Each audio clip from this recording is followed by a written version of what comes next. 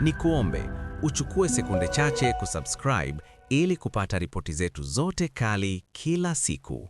Asante. Rais wa Chama cha Wanasheria Tanganyika TLS, Boniface Mwambukusi, amewashukia vikali viongozi wa kisiasa na kijamii wanaotumia majukwaa yao kutoa kauli zisizo na tija, akionya kuwa maneno yao yanaweza kulipasua taifa vipande baada ya uchaguzi mkuu wa Oktoba 2025.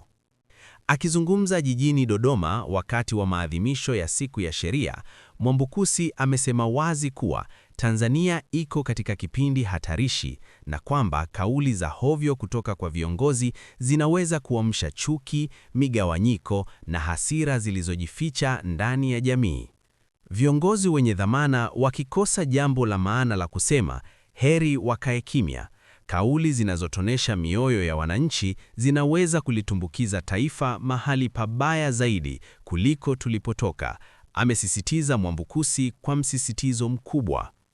Ameonya kuwa taifa linaloonekana kuwa tulivu juu juu linaweza kuwa linaungua ndani kwa ndani endapo haki, uwazi na uwajibikaji vitaendelea kupuuzwa. Kwa mujibu wake, kukosekana kwa haki kunajenga chuki kimya kimya ambayo huja kulipuka ghafla bila onyo.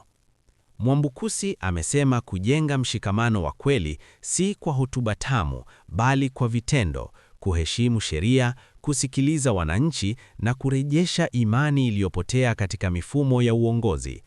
Usijidanganye kwa kuona sufuria inachemka ukafikiri kila mtu anashiba. Taifa linaweza kuonekana sawa, lakini ndani yake likawa linavunjika taratibu, ameongeza akitumia methali ya Kiswahili kwa ujumbe mzito. TLS imesisitiza kuwa kila mdau ana wajibu wa kuchukua hatua za dhati kurejesha imani ya wananchi katika utawala wa sheria, huku Mwambukusi akihitimisha kwa onyo kwamba katika kipindi hiki nyeti, kila kauli ya kiongozi ni kama cheche, inaweza kuwasha moto au kuuzima.